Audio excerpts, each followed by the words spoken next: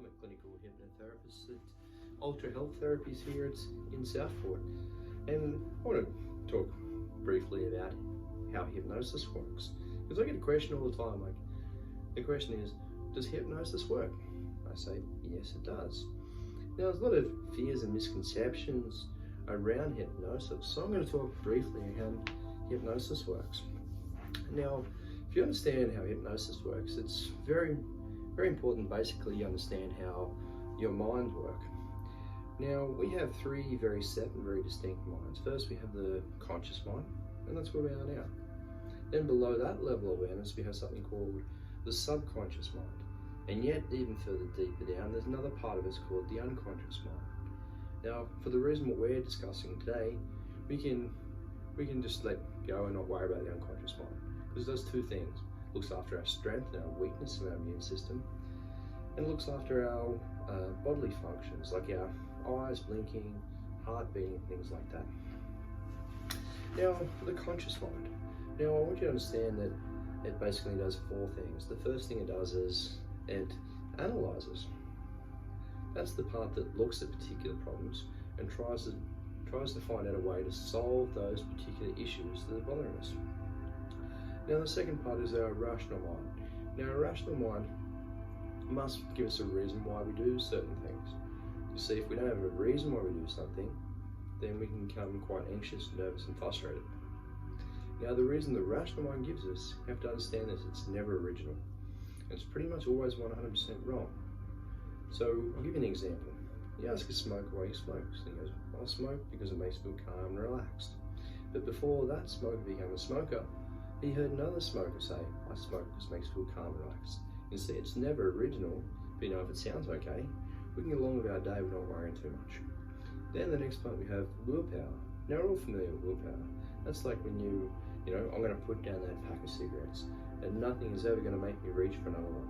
Now we know how long that lasts. That lasts until willpower weakens that little bit, and that old behaviour pattern comes back in. Then the last part of the conscious mind is what we call our working memory.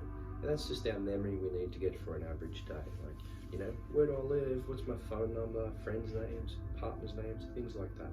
It's a memory we need to get for an average day. Now, below that, so you can see the conscious mind is, you know, very analytical, it's logical, but it's frequently wrong. Now, where the real you, me, and everyone else lives is in a level below the conscious mind called the subconscious mind. Now, the subconscious mind, you have to understand this, it can make you into any type of person it perceives you to be based on the programming. It can make you, you know, sad, it can make you happy, it can make you rich, famous. Now, to understand how the subconscious mind works, you have to understand it basically runs like a computer. So it runs on all the rules and regulations as any electronic one does. So, for example, if you go programming an electronic computer and you go ahead and you change the programming, it must run on the new. It can't run on the old. That's the same way our subconscious mind works. Our subconscious mind goes over all the programming that's been put in there over the years, and then makes us into the type of person it perceives us to be based on that programming. So if our subconscious mind says we're overweight, then we're overweight. It says we're thin, we're thin. It says we're rich, we're rich. It adds up all the programming and makes us the type of person it perceives us to be. So what's some of the software in this computer? Well, first is our permanent memory. Now, this is not like our working memory for the conscious mind, our permanent memory. So our permanent memory is everything has ever happened to us since the day we were born. You know, everything we've ever smelt, seen, touched, tasted is locked permanently in the memory banks of our subconscious mind. And if need be, in hypnosis, we can actually travel back and look at your first birthday, you know, first Christmas. Now, it's much more than recall. It's actually like you're going back. You can see what you saw, hear what you heard, feel what you felt perfectly. So that's our permanent memory. Then we have habits. The subconscious mind, we have good habits, we have bad. Most habits are automatic. Then we have emotions. Now, emotions is not part of the conscious mind at all. Anytime we need emotions, we deal with that particular situation with our subconscious mind.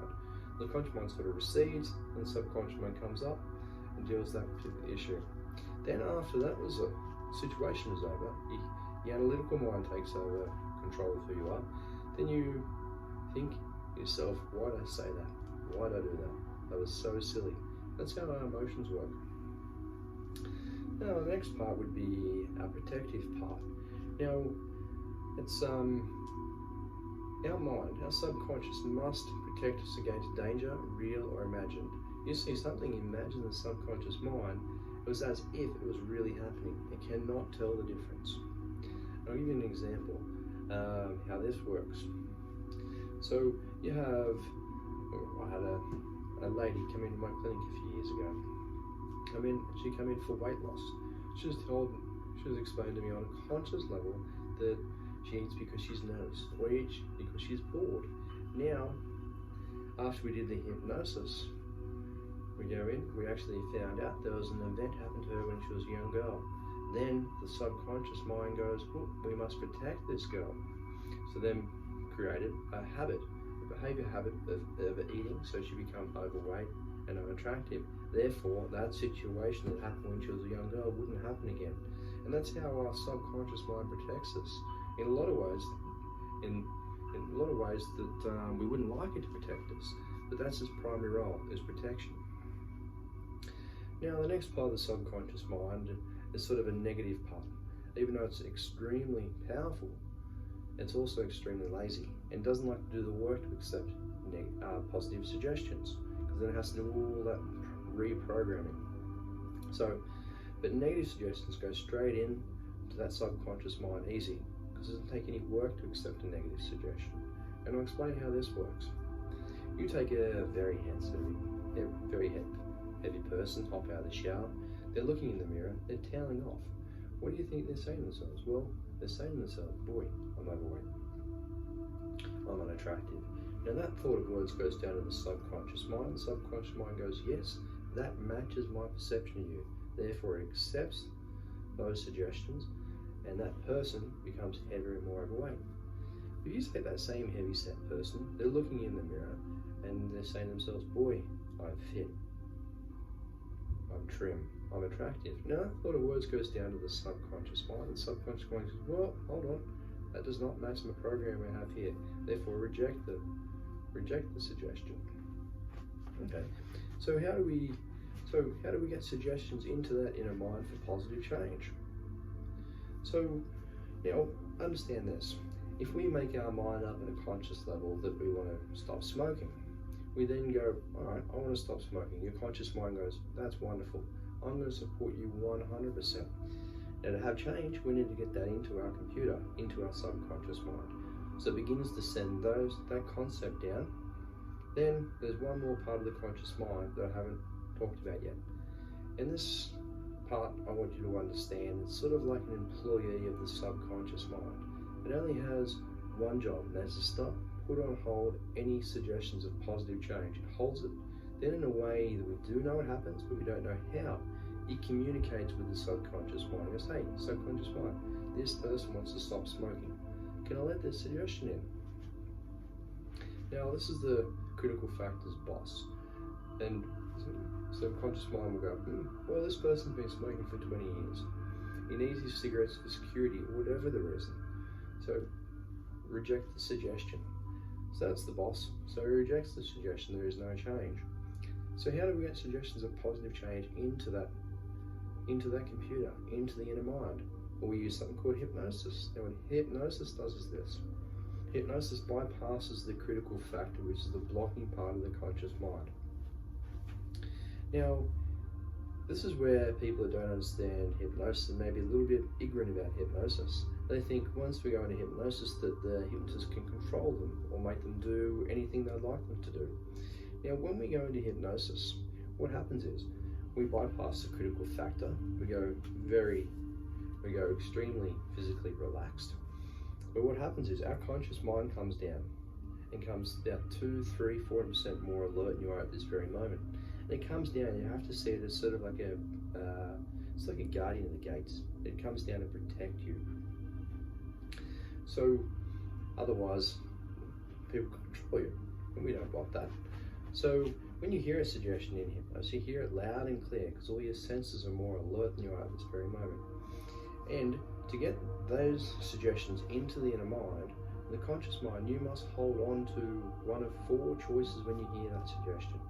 And the first one could be, I like that suggestion, or I know that's going to work for me. Now that attitude, that choice at a conscious level allows the suggestion to go into the inner mind and change happens. But then we have 3 other choices in hypnosis. When you hear one, you go, ooh, okay, that's a little uncomfortable to me. So if that suggestion is uncomfortable, the conscious mind's going to block that suggestion and it's not allowed in. And the next one would be if you hear the suggestion in hypnosis and you're like, oh, I could have it or I could leave it. There's just not much to it. Therefore, the conscious mind will block that suggestion and it's not allowed in. Now, the last one would be when you hear it, and this is if someone does fail in hypnosis, this is pretty much the reason they'll fail. When they hear the suggestion, they go, oh, I like that suggestion. Boy, I hope it works for me. Now, the word hope is the twin sister of the word try. And you can hope the cows come home, but if you hope or try, that suggestion is going to be blocked by the conscious mind. So if you look back at your life and you're wondering what I mean by this, look back at your life with parents or anyone, partner, and go, can you do something? You go, oh, I'll try. It's like in a way, you're dismissing it. So if you hope or try, that suggestion is going to be blocked by the conscious mind. It's not allowed in.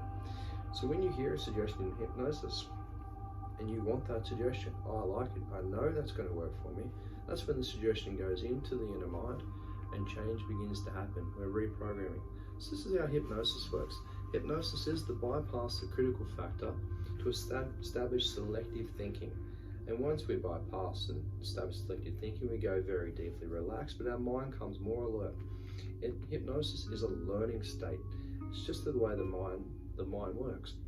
And it's wonderful. We can imagine things stronger and more powerful. We can create whatever we want in hypnosis. And we can also go back and we can look at certain events that may have been a bit of trouble for you. And we can actually take the emotion out of that, and we can take the resource and the learning, we can build that up to get the person to move forward and begin taking back control. Now, this is how hypnosis works, and it works very, very well. So perhaps I could help you, or maybe help someone you know. But have a great day. Thank you.